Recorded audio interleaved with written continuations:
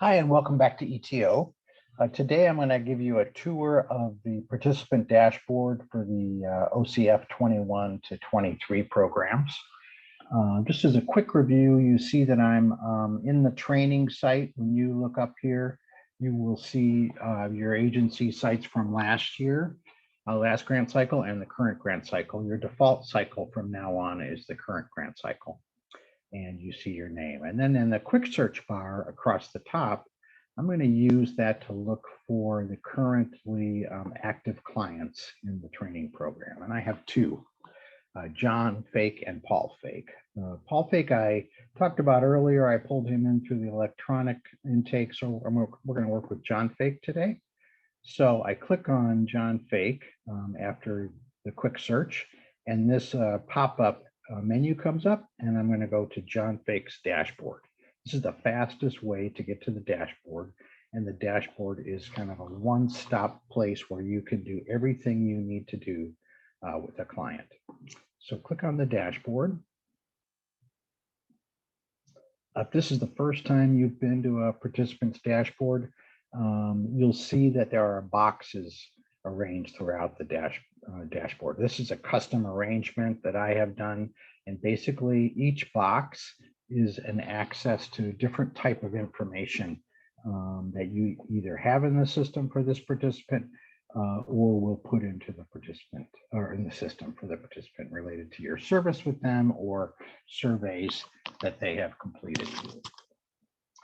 Each of the box has a label which tells you what type of information or what touch point it's connected to. If no information has been entered in that box, you'll see the plus new sign. And when you click on that, that will take you directly to that touch point, and you'll be taking it for the client you're working with. I'm not going to take time to go through all of those, but in your own time, click on those so you get comfortable with them. And I know you'll get comfortable with the touch points as you use them and as you review the forms on the OCF grantee website. So across the top here, we have case notes. This is a commonly used touch point. I did enter a response so you could see what it looks like.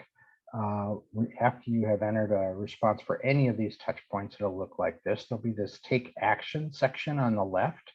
If you wanted to view the touch point that was entered, you would click the eyeball. If you wanted to edit it, you would click the pencil. If you wanted to take another case note from here, you click the plus sign. If you made a mistake, you would click the trash can. But you can see that this information has been pulled from the touch point that I submitted, the date, my name, the type of contact, the area of focus, and then the case notes. So when you have a lot of case notes or a number of people working with a client, you'll see all these case notes stack up here, and it's a really great way to get a quick review of what's kind of work been going on with the client and communicate with each other. The next box on the left is the participant information box. This pulls information from the Add New Participant page. So we see here that John Fake is missing some information. So say if you're ready now to add home phone, cell phone, email, that kind of thing, click on View Edit Participant, and it will take you back to his Add New Participant page. You can enter that information, click Save at the bottom, and then go back to his dashboard. Some agencies will upload a photo at the bottom of the Add New Participant page.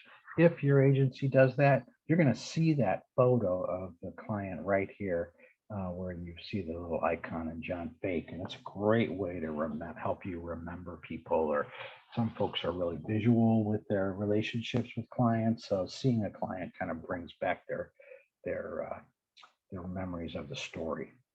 Over here is the participant documents touch point.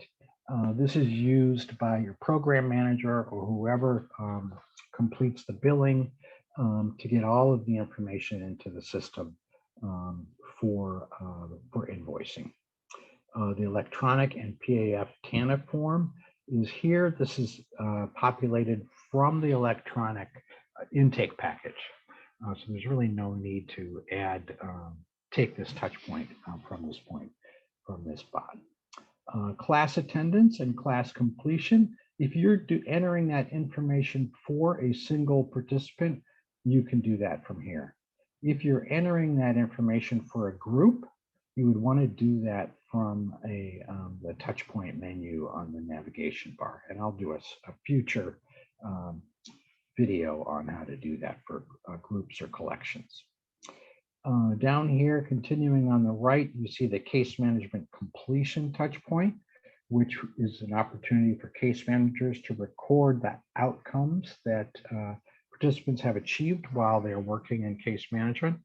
And then below that is the exit survey, which is a survey which is given to clients after they complete programming, and that allows them to record the same outcomes essentially for their time in the program. And then how Commission on Fatherhood uses the information from these two touch points in the annual report. Back to the left, under the participant information box, there's a line that says programs. And this tells us what day this participant was enrolled in the program. If it says pending here, he's still active. If he's been dismissed, this would show the dismissal date and the reason for dismissal. So if you have clients that have been through programming 2 or 3 times, you'll see those start and end dates and the reason for dismissal in that box. Collection membership, that's related to taking attendance and completion for a cohort. I'll go through that again in a future video. And then down here, these are 2 touch points that are taken near the beginning of a participant's time with you. One is the case management intake, which is simply an informational form for your case managers to help get some information about what the client would like to work on in case management. And then the holistic father screening. There's 2 touch points within this, or 2 screenings within this touch point this year. One is the wellness survey about mental health and substance abuse history. And the second one is the domestic and intimate partner violence screening. And then below that is the job placement touch point so that you can record information about job placements for participants. At the very bottom are just some other action links. It's a different way to navigate the system. So you can go from here instead of going through the navigation bar. So I would encourage you to spend some time exploring this. You'll use this page a lot. When you enter a new participant, as you remember from that video, their dashboard will automatically be created and you'll be taken there. So you can immediately start entering information in this spot. Again, the best place to find this is through the quick search bar at the top. Clicking on the participant's name, the pop-out menu will come up, and clicking on Paul Fake's dashboard from there. All right, thanks a lot. Get in touch with me if you have any questions by text or email is best. And enjoy ETO.